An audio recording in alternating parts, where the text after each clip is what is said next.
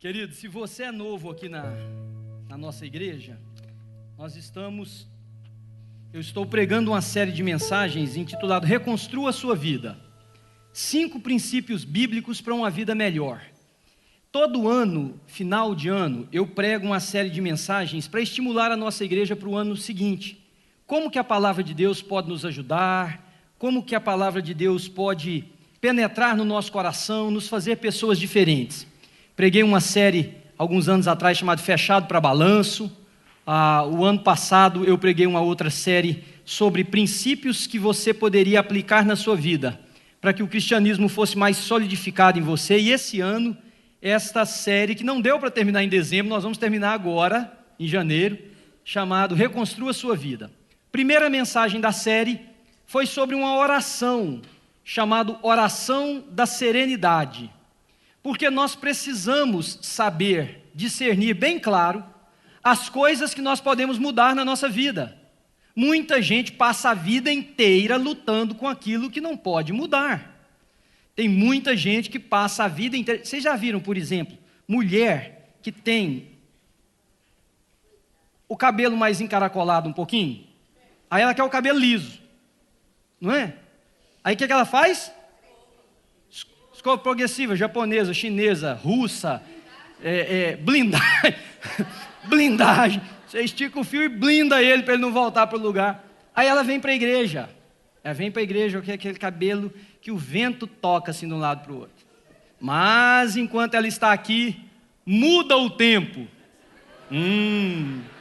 É aí que descobre quem tem o pé na senzala, vocês sabem, né? Porque na hora que sai, que vê... É o clima, está chuviscando. A blindagem não segura. Conforma com o seu cabelo, criatura de Jesus. É assim, ué. Não, aí faz a escova um dia, porque senão as cabeleireiras vão tudo à falência, mas saiba que vai voltar para o jeito que era. Vai. Então essa oração da serenidade foi para nós um princípio de reavaliação. Porque a gente coloca todo o esforço naquilo que não pode ser mudado, enquanto as coisas que podem ser mudadas, nós não tratamos. Não tratamos. E aí a gente fica perdendo o foco da vida. Né? E pedir a Deus discernimento entre um e outro. Essa foi a primeira mensagem. A segunda mensagem foi livre-se do peso da culpa. Porque é uma coisa desgraçada as pessoas carregarem fardos pesadíssimos sobre os seus ombros de erros do passado, de acusações, de furadas, de pisadas na bola. Então, o peso da culpa, essa foi a segunda mensagem. A terceira que eu preguei domingo passado, quem se lembra? Isso, mas era sobre o quê? Livre-se do ressentimento, ou das feridas emocionais, exatamente. Livre-se das suas feridas emocionais, baseado no texto que está em Jeremias, capítulo 8, versículo 22. Por acaso não há mais bálsamo em Gileade? Não há mais médico? Porque é então que a filha do meu povo continua enferma. E ali eu falei sobre essa proposta bíblica de cura para nós. E hoje nós vamos falar sobre a arte de recomeçar e sonhar um novo sonho. Abre comigo a sua Bíblia, ou o texto vai estar na tela também, no Salmo de número 32. Eu vou ler esse salmo todo. Você preste atenção comigo, por favor. Acompanha na tela se você quiser. A minha versão é a nova versão internacional, talvez seja um pouquinho diferente da que você tem. A palavra de Deus diz assim, no Salmo 32, que é um salmo que faz parte de um conjunto de salmos de ensino. O livro dos Salmos tem várias divisões. Esse salmo é um dos salmos que a gente chama de didático. E Davi diz o seguinte: bem-aventurado aquele cuja iniquidade é perdoada, cujo pecado é coberto. Bem-aventurado o homem a quem o Senhor não atribui iniquidade, e em cujo espírito não há dolo, ou não há engano. Enquanto eu calei os meus pecados, envelheceram os meus ossos pelos meus constantes gemidos todo dia. Porque a tua mão pesava dia e noite sobre mim, e o meu vigor se tornou em sequidão de estio. Confessei-te o meu pecado, e a minha iniquidade não mais ocultei. Disse: confessarei ao Senhor as minhas transgressões, e tu perdoaste a iniquidade do meu pecado. Sendo assim, todo homem piedoso te fará súplicas em tempo de poder encontraste. Com efeito, quando transbordarem muitas águas, não o atingirão. Tu és o meu escudo, tu me preservas da tribulação, me cercas de alegres canto de livramento. Instruir-te-ei e te ensinarei o caminho que deves seguir, e sob as minhas vistas te darei conselho. Não sejais como o cavalo ou a mula sem entendimento, os quais com freios e cabrestos são dominados, de outra sorte não te obedecem. Muito sofrimento terá que custir o ímpio, mas o que confia no Senhor, a misericórdia o assistirá. Nós somos assim, amém? Alegrai-vos no Senhor e regozijai-vos, vós, ó justos, exultai, vós todos que sois retos de coração. Existem 2 estudos na área da sociologia e da antropologia do imigrante que são muito interessantes. Quando eu estava escrevendo a minha tese, eu estudei esses 2 tratados. Um deles foi escrito em Portugal e o outro aqui nos Estados Unidos, sobre a dinâmica da interpretação que o imigrante tem pela vida no país para onde ele imigrou. E uma coisa que me chamou a atenção ao estudar aquele texto, ou aqueles 2 textos, e que eu vivo muito aqui na nossa comunidade, não só nos membros dessa igreja, mas através do programa de rádio e pessoas que eu converso, é uma sensação de desânimo. Mas não é o desânimo pela noite mal dormida, não é o desânimo porque você trabalhou muito, fez alguma coisa excessiva no dia anterior e o seu corpo, com razão, está cansado. Não é esse desânimo. É um desânimo que parece que não tem origem. É um desânimo que parece que está na alma. É algo que a gente não sabe muito bem colocar o dedo, dizer onde é, o que é. Mas parece que a vida se torna cinzenta. Parece que a vida vai sendo vivida um dia pelo outro. Tem alguém que pensa assim aqui? Não precisa levantar a mão. Essa semana, uma pessoa queridíssima minha aqui da igreja, conversou comigo, disse para mim, pastor, eu estou tão desanimado. E essa frase eu ouço centenas de vezes. Centenas, eu fico pensando assim, por que que nós estamos encarnando um comportamento de gente que vai levando a vida? E para muitos, se você perguntar para onde vai levando, ele nem sabe. Você diz, não, estou levando. Para onde? Paramos de sonhar, paramos de pensar na possibilidade de que algo grande pode acontecer a partir de nós. Paramos de imaginar que a vida pode tomar um outro curso, porque você existe. Ora, com os casamentos, eu vejo as pessoas dizerem assim para os mais jovens, os recém-casados, os que estão casando, ou conversa de homem e mulher que já estão aí com alguns anos de casado. Não, casamento é tudo assim. E quando fala é tudo assim, nunca quer dizer que o negócio é bala. É gostoso, é bom, é caloroso, caliente. Não. Quando diz é tudo assim, é só coisa que não presta, é ou não é? É que nós homens, com toda a bondade que nós temos, as mulheres continuam nos perseguindo, né? Não reconhecem o valor raro dessa peça chamada homem. É assim. Mas por que... Fala, né? Continuar pregando, né, Salomão? Então, por quê? Por que a gente entrou nessa dinâmica de que é assim? Finanças. As pessoas dizem, não é assim com todo mundo. Está todo mundo quebrado. Mas você está quebrado?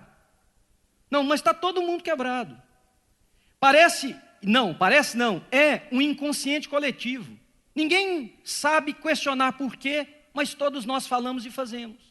Casamentos não são bons, o imigrante não vai para frente, quebrado está todo mundo. Igrejas, não, todas as igrejas estão falidas. Bom, se todas estão falidas, essa é uma exceção. Te digo, com todo o coração, essa é uma exceção. Não estamos falidos, estamos bem, graças a Deus, e você está aqui, é uma destas propostas de que nós estamos bem. Mas por que é então que nós aceitamos essa ideia? De que nada mais pode acontecer, de que nada mais pode reverter o quadro dessa história. Por que que esses estudos que mostram que o imigrante tem a tendência de se estagnar, de achar que a vida não pode mais gerar coisas bonitas. E nós que somos filhos de Deus, que temos um Deus cuja proposta do Gênesis ao Apocalipse é uma proposta de recomeço, é uma proposta de nova vida, é uma proposta de novos ideais, de novos sonhos, tanto que Ele enviou Jesus para que eu, que não tinha perspectiva por causa dos meus pecados, e nem você, fôssemos alcançados pela sua graça, transformados e imaginar que Deus pode fazer coisa bonita a nosso respeito. Por quê? Que nós, que somos da família de Deus. Olha, eu me atrevo a dizer que talvez não tenha ninguém aqui nessa igreja que se imagine hoje o próximo grande personagem da história. Ô pastor, nós aqui? Olha, por que não nós aqui? Por que não? Eu me atrevo a dizer que talvez não há aqui hoje alguém que imagine que um grande avivamento de mudar esta nação possa surgir de alguém que está sentado nessa igreja. Mas engraçado que um dia, séculos atrás, numa noite muito fria e uma nevasca, num culto que não tinha praticamente ninguém, que pegaram o diácono de surpresa, porque o pastor não conseguiu chegar na igreja e disse para o diácono: você tem que liderar o culto hoje. Terror para os diáconos, terror. E o diácono disse: eu não. O cara falou: você é o único. Você é o único oficial da igreja. E ele falou essa frase que a irmã aqui na frente falou: ô Jesus, ô Jesus. E o diácono foi à frente da igreja, lá na Inglaterra, sem saber o que dizer. E diz o relato que ele falava coisas assim, tipo assim: Deus é bom. E aí daí um pouquinho, Deus é bom de novo. E ficou naquilo o tempo inteiro. E ele disse: gente, vamos acabar o culto que a neve vem aí, vamos orar e vamos para casa por segurança. Isso é porque ele não tinha mais nada para falar. Mas tinha um rapaz de 17 anos de idade sentado mais ou menos assim, no meio daquela pequena igreja, no meio de nowhere. E ele disse assim: essa palavra tem sentido no meu coração, e Deus o alcançou naquela noite. Naquela pequena igreja, num lugar gelado, nasceu o príncipe dos pregadores. Num culto que não tinha praticamente ninguém, com um diácono que não queria ter pregado porque não estava preparado. Vocês sabiam que a história dos avivamentos mostra que nenhum avivamento começou com gente mais velha, com gente estabelecida, com gente enquadrada na vida? Não, foram pessoas que não se conformavam com alguma coisa e diziam: eu posso sonhar um sonho novo. E Deus botou a mão e disse: eu vou abençoar esse sonho novo. E esse sonho novo se alastrou pelo mundo como o fogo pega no pasto seco. Por que é que você encostou o carro da sua vida na beirada da estrada? Por que é que você parou de imaginar que estas coisas podem acontecer? Então a minha proposta hoje para a nossa igreja, para você que está aqui, é uma proposta de você aprender a arte de recomeçar através de um novo sonho, de um sonho que seja para além de você, de algo que você diga o seguinte: se Deus não colocar a mão, o resultado vai ser uma calamidade. Eu me lembro, o irmão Darcy fez referência aqui, quando essa igreja começou, nós nos reuníamos na casa de um casal de irmãos aqui da igreja, nós éramos 5, 6, 7 pessoas, e aí nós tínhamos um período de planejamento para a igreja começar, e eu recebi um ultimato do meu presbitério, porque eu acho que os $300 por mês que eles me davam de ajuda já estava muito, e eles disseram o seguinte: olha, se você não começar o culto, cortou a verba, não tem jeito de começar a igreja mais. Nós tivemos que começar de último momento. Um sonho que nós tínhamos, de uma igreja relevante, de uma igreja que não estagnasse na mesma linha de que os outros estão fazendo, de uma igreja que desafiasse as pessoas a crer que o evangelho pode ser vivido na intensidade máxima. Uma igreja que desafie cada homem e cada mulher a se verem como protagonistas da melhor e mais bela história que se desenvolve na humanidade, que é Deus no meio de uma comunidade. Uma igreja que pensa que essa cidade pode ser transformada e as cidades circunvizinhas podem ser alcançadas pelo poder do evangelho de Jesus de Nazaré. Uma igreja que imagina que ser pastor não precisa ser um título horrível que você tenha que abaixar a cabeça quando os outros mencionam, pela vergonha coletiva.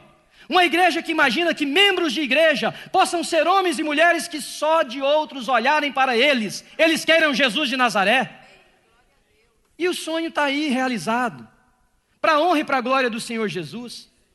Mas para nós fazermos isso, e eu tive que lutar com isso muito, porque eu acho que o maior empecilho para essa igreja sempre foi eu, por causa dos meus medos, por causa dos meus temores, por causa da minha percepção de mim mesmo.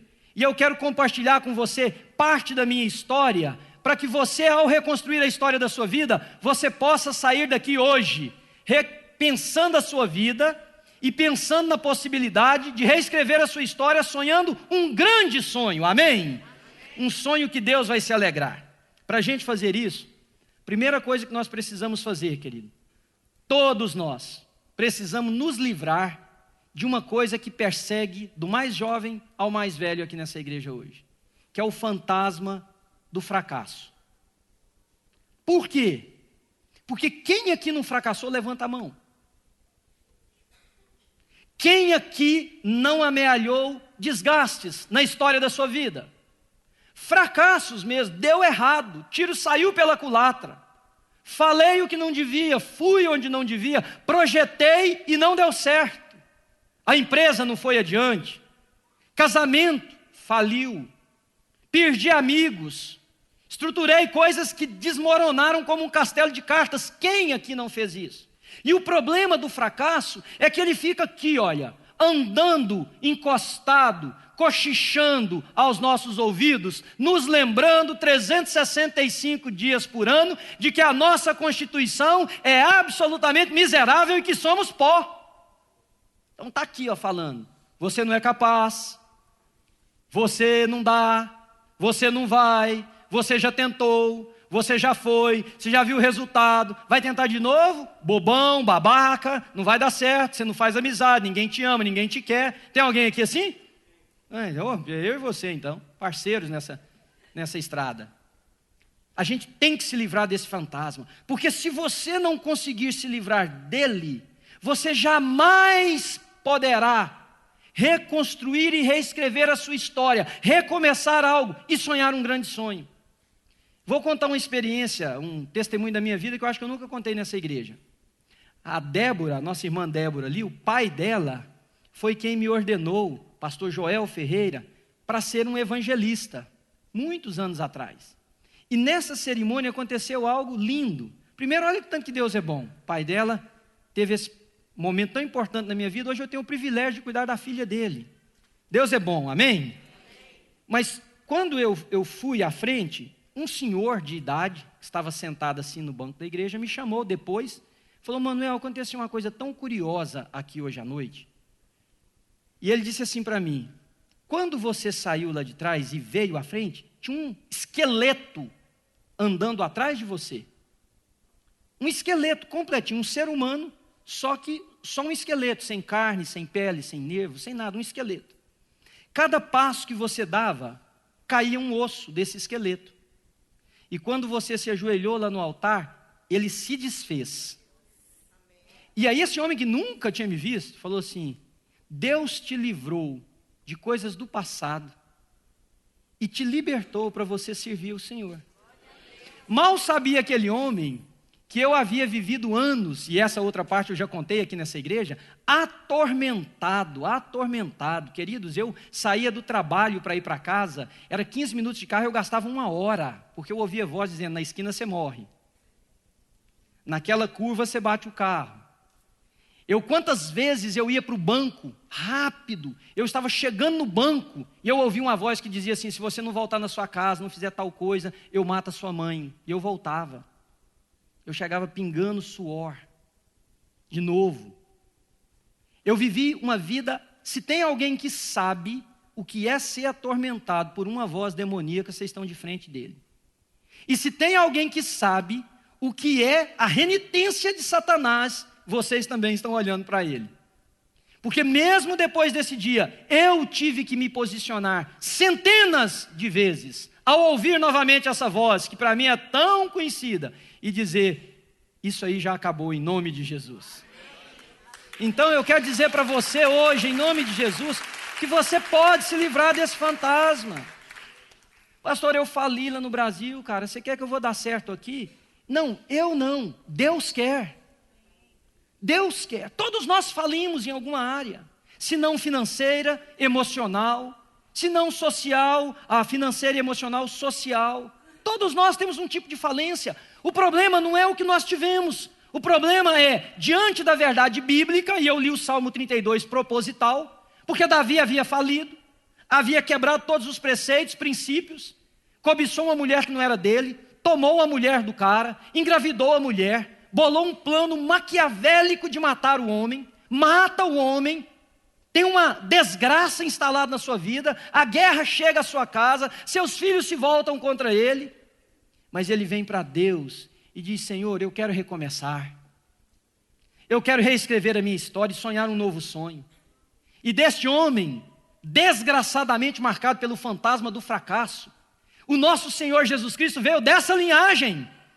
Se você olhar a história bíblica e o tempo hoje nosso aqui, eu vou ter que pela primeira vez me manter preso no meu tempo de pregar, você verá isso inúmeras vezes. Nascimento de João Batista, está lá o pai de João Batista cumprindo o que lhe é proposto pelo turno, um sacerdote segundo o turno de Abias, cumprindo o seu turno sacerdotal, de repente aparece um anjo para ele e diz assim: sua mulher vai ficar grávida, e ele riu do anjo.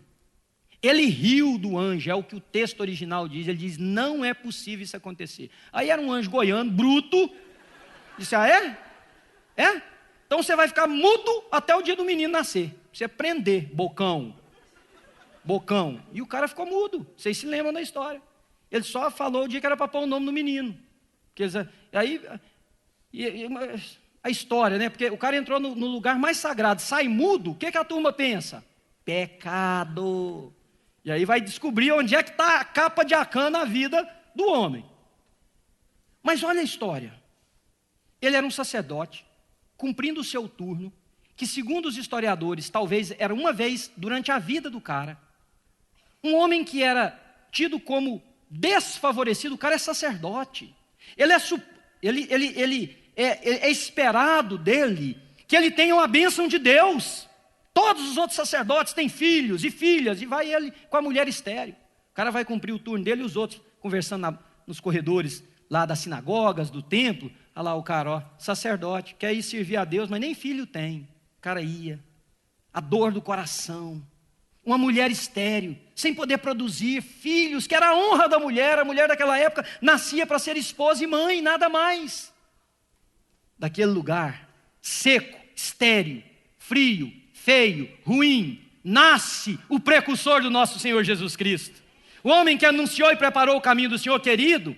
Eu quero dizer para você que não importa a sua origem, não importa a condição que te trouxe para esse país, não importa sequer o que você está sentindo, todos nós aqui já fracassamos na vida, mas Deus pode reescrever a nossa história.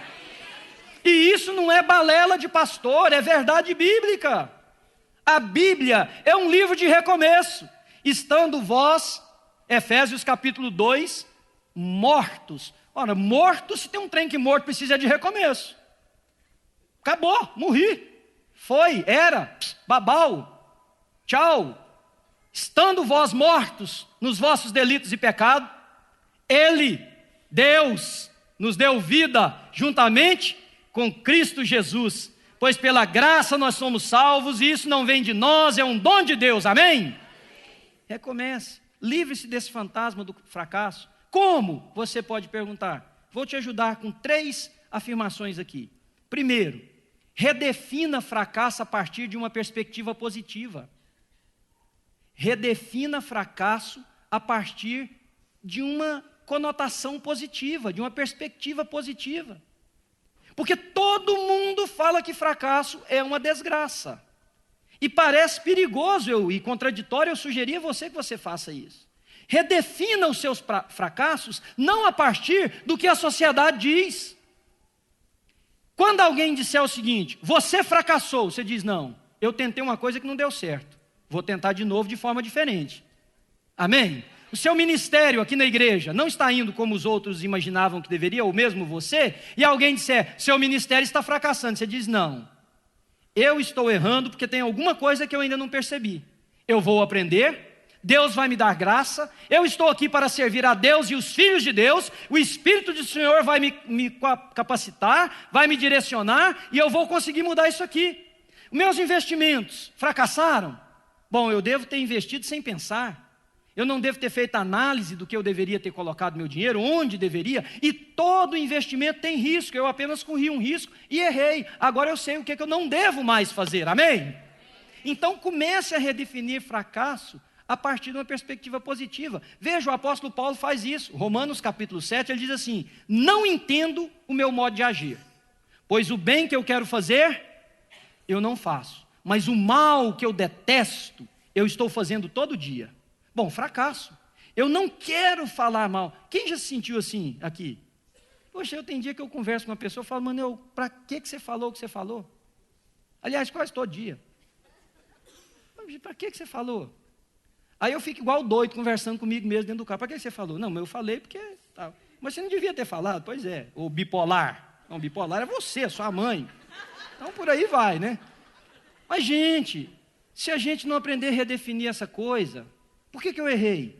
Eu errei porque eu estou num processo de crescimento. Eu errei porque eu estou num processo de maturidade. Eu errei porque eu estou numa caminhada onde o Espírito de Deus há de ser misericordioso e nos ajudar a cada dia. Então Paulo diz: o bem que eu quero fazer eu não faço, mas o mal que eu detesto eu faço todo dia. E aí você pode dizer assim: bom, como é que você ajuda um homem desse a redefinir fracasso de uma forma positiva? Olha o que ele diz no mesmo capítulo, versículos 24 e 25. Miserável homem que sou, quem me libertará do corpo sujeito a esta morte por causa dos meus erros? E aí ele levanta uma voz e diz assim: graças a Deus por Jesus Cristo nosso Senhor, de modo que com a mente eu próprio sou escravo da lei de Deus, mas com a carne da lei do pecado. Mas bendito seja o Senhor por Cristo Jesus, que me libertou deste domínio. Redefina. O que você errou? Meu casamento não deu certo. Por quê? Redefina. Não está dando certo. Redefina antes que seja tarde demais. A criação dos meus filhos, a composição minha da vida. Por que eu existo? O que eu estou fazendo aqui? Para que eu existo como imigrante? A minha área afetiva, emocional, a minha sexualidade. Olhe os seus fracassos pela perspectiva de Deus, porque há esperança para todos nós aqui, queridos. Todos. Daquele que acha que está no mais fundo do buraco. E eu ouvi uma ilustração que eu achei interessante. Ela é simplesinha, mas eu achei bacana para isso. Diz que um rapaz arrumou um trabalho, depois de estar desempregado vários meses. E ele vestiu um terno, roupa bonita para impressionar o patrão e correu para o trabalho para chegar na hora. Mas isso era lá no Brasil. Ele pegou um ônibus que o deixou mais ou menos longe do lugar que ele estava indo para o trabalho, e ele teve que terminar o percurso a pé. Cortou assim por uma pracinha, uma praça, e tinha chovido muito, tinha alguns lugares que tinha lama. E tinha um grupo de homens desocupados sentados no banco da praça, conversando sobre a vida alheia. Esse rapaz, na pressa, ele escorregou e caiu. Quando ele caiu, os caras começaram a rir dele. Mas ri debochadamente. Ele levantou, se recompôs, ajustou a roupa, olhou para eles e falou assim: podem rir, podem continuar a rir. Eu, pelo menos, estou indo para algum lugar. Vocês nunca chegarão a lugar nenhum sentados nesse banco da praça. Simples, mas bacana para a gente entender o seguinte: quando você redefine o fracasso a partir de uma nova ótica, a primeira coisa que você tem que fazer é levantar-se e tentar algo diferente. E para isso, eu vou te dar o segundo conselho: não confunda fracasso com fracassado. Fracasso são esses erros. Uma guerra tem muitas batalhas. E a pessoa pode perder várias. Eu estava lendo a história de um dos generais americanos na época aqui da guerra civil nos Estados Unidos, e um general que perdeu 6 batalhas foi considerado o mais bem-sucedido general das tropas aqui, porque ele ganhou a guerra. Você pode perder batalhas na vida, mas nós precisamos ganhar a guerra. Amém? Você pode perder batalhas, desanimar. Abandonei, deixei pelo caminho, parei, mas a guerra continua. Levante-se, redirecione a sua vida, peça graça a Deus, vá em frente. O Senhor te habilita, o Senhor te abençoa, o Senhor te cura, o Senhor te fortalece, o Senhor é com você.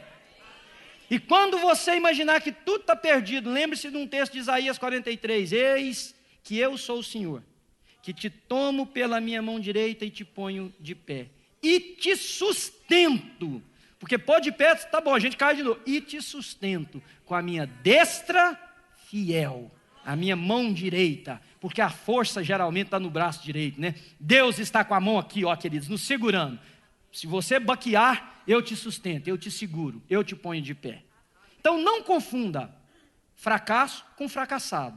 E Paulo nos ensina isso muito bem em Filipenses capítulo 3, que ele diz assim: não que eu já tenha alcançado, ou que eu já seja perfeito, mas uma coisa faço, esquecendo-me das coisas que para trás ficam, prossigo para o alvo, para o prêmio da soberana vocação em Cristo Jesus. Fracassos são meus erros, eu não sou fracassado.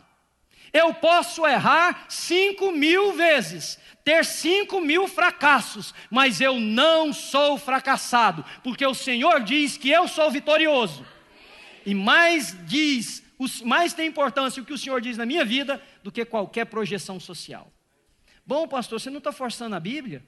Você não está fazendo aquilo que você mesmo diz que às vezes a gente não deve fazer? Que é uma proposta triunfalista da palavra de Deus? Não, absolutamente. Leia a Bíblia do Gênesis ao Apocalipse. O que a Bíblia nos ensina é exatamente a proposta de um Deus que se preocupa, inclusive, com a nossa percepção correta. Israel perdeu várias batalhas, mas Deus disse que a nação de Israel triunfaria. E não triunfou? Não está aí até os dias de hoje? E não está esperando o dia em que toda a terra conhecerá a glória do Senhor, quando o nosso Redentor, o nosso Senhor virá, livre aquela nação pequenininha daquele jeito.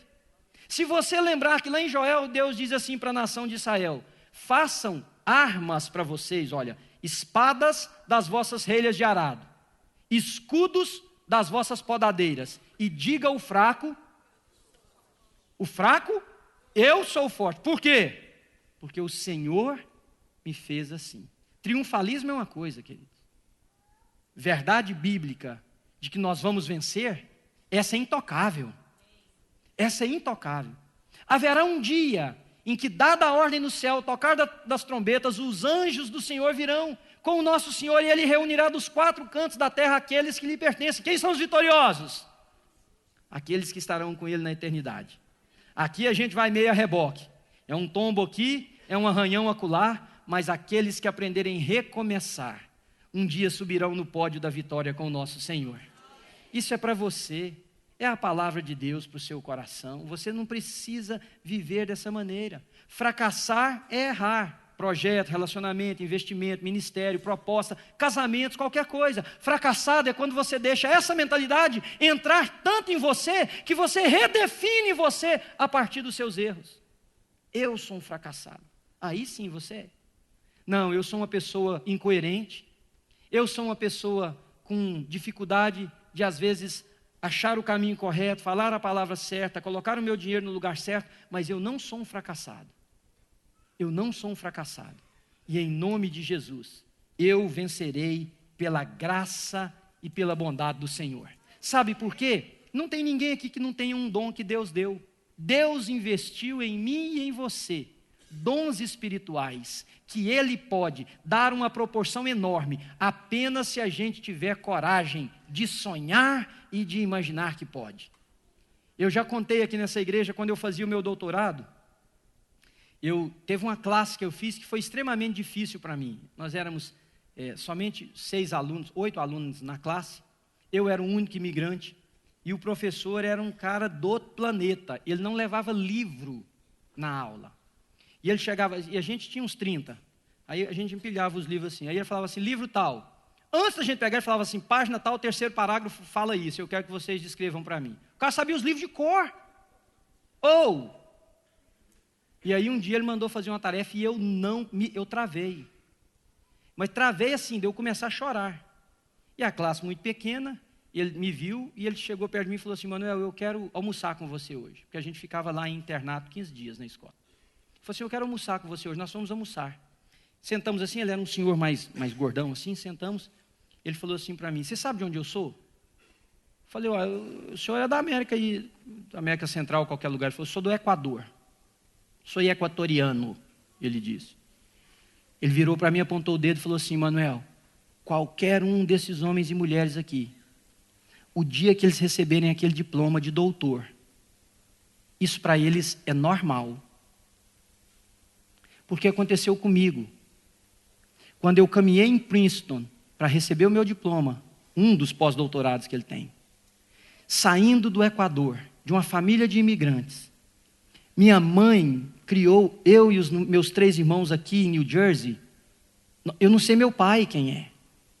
Minha mãe vivia de welfare, ajuda do governo. Eu fui para escolas públicas que tinha detetor de metal na escola. O dia que eu caminhei por aquilo ali, Manuel, para todo mundo era comum, para mim era incomum. Porque eu era um fracassado. De origem, de dinheiro, de família, de pai que não ficou para cuidar de filhos. Mas Deus me deu vitória. E Ele disse assim para mim: você, qualquer um desses outros que formarem é normal, mas você, que a língua não é a sua, que o país não é o seu, que a história é diferente, que tem que trabalhar e estudar. Todos eles aqui têm dinheiro para estudar e estudam com bolsa.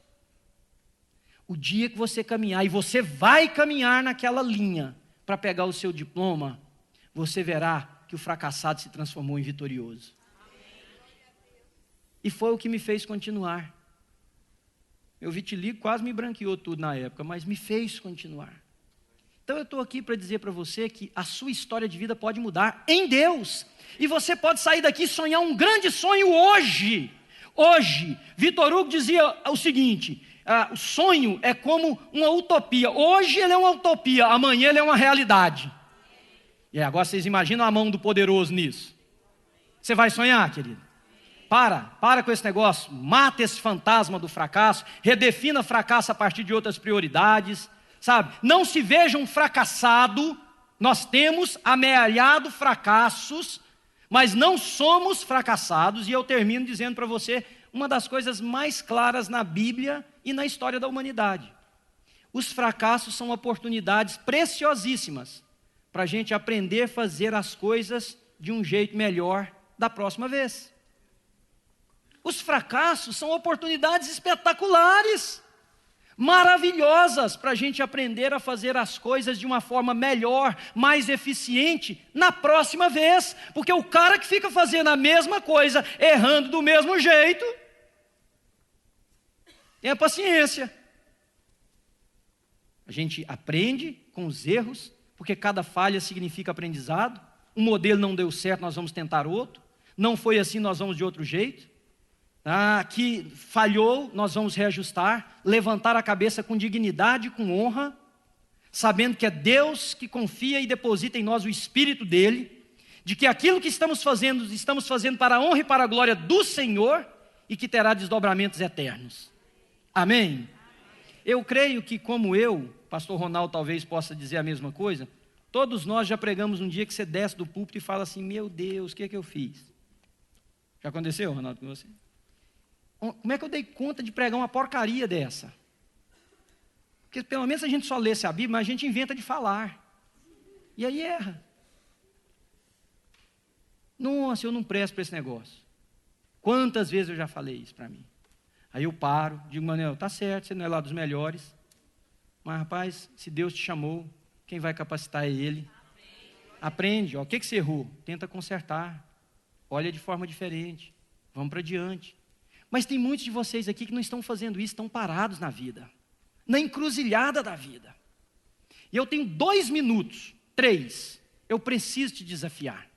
Não uma coisa apenas emotiva, consciente. Se tem alguém aqui hoje de manhã que está se sentindo assim: eu estou fracassando, eu queria te pedir para ficar de pé. Nós vamos orar e nós vamos pedir a Deus para inserir no seu coração hoje uma capacidade de você ter um sonho muito doido para a honra e para a glória do Senhor. Casamento, está descendo pelo ralo da vida? Imagine uma esposa apaixonada, hein? Um homem apaixonado. Filhos ajustados, projetos de vida que vão dar certo. Ministérios para a nossa igreja, se você é de outra igreja, lá na sua igreja. Mas não fique de pé apenas para dizer assim: eu arrepiei aqui, eu vou ficar de pé. Arrepio, passa. Passa. Tem que ser coisa coerente com a vida. Você dizer o seguinte: eu quero isso. Olhem para mim, vocês que estão ficando de pé. Tem mais alguém, gente? Amém, amém. Olha, lembrem-se do que eu tenho falado toda mensagem dessa série. Vocês não aprenderam nada novo aqui. Tudo isso aqui que eu já falei, alguém já falou, de uma maneira ou de outra. O que transforma a gente não são essas descobertas miraculosas que um pregador traz, porque isso não aconteceu aqui hoje de manhã. O que transforma a gente é a decisão que você tomou agora. É o que você vai fazer com o que você ouviu. Não, olha, eu decidi que eu vou fazer isso, eu vou arriscar que vai dar certo, eu vou confiar que pode ter possibilidade, eu vou me lançar nas mãos de Deus, como esse pastor está falando. E aí, quando vierem as dificuldades, e virão de monte, você vai saber dizer assim: bem sei em quem tenho crido, e estou bem certo de que Ele é poderoso para guardar o meu tesouro até o dia final. Vamos decorar? Bem sei em quem tenho crido, e estou bem certo que Ele é poderoso para guardar o meu tesouro até o dia final. Sabe por quê, queridos? Satanás vai se levantar contra essa proposta que você fez. Lê do engano, achar que você vai passar de liso pela vida. Os inimigos, os exegetas da vida, os amigos de Jó. Se você não tiver uma base mais sólida do que apenas os seus sentimentos, você vai sentar novamente. Então, em nome de Jesus, olha, diga o seguinte: eu estou fazendo, lembra de Neemias, ele trabalhando e gente tentando desanimar ele disse o seguinte: fala para eles que eu estou fazendo uma grande obra, eu estou ocupado, eu não posso parar agora. E foi por isso que as muralhas de Jerusalém foram reconstruídas, amém? Você crê nisso? Em nome de Jesus. Você tem a capacidade de dizer assim para você: eu recebo essa bênção no meu coração hoje de manhã, que é uma bênção do Pai para você, não é minha, é de Deus, para o seu coração, essa possibilidade de recomeço, de reescrever sua história, de sonhar um novo sonho. Ministra isso para você, a despeito de toda a contrariedade que está ao seu redor, a despeito de todas as pessoas que tentarem te desanimar. Diga: bem sei em quem tenho crido, e estou bem certo de que Ele é poderoso para guardar o meu tesouro até o último momento. Deus vai me levar lá, amém, querido? Você fecha seus olhos comigo para a gente orar? E você que está sentado, tenha misericórdia de nós que estamos de pé e interceda por nós.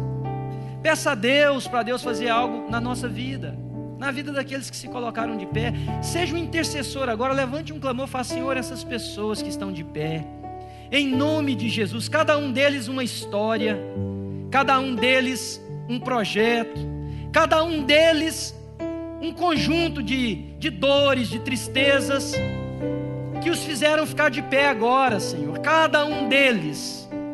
Mas Deus, em nome de Jesus, cada um deles pode ter um desfecho diferente na sua vida.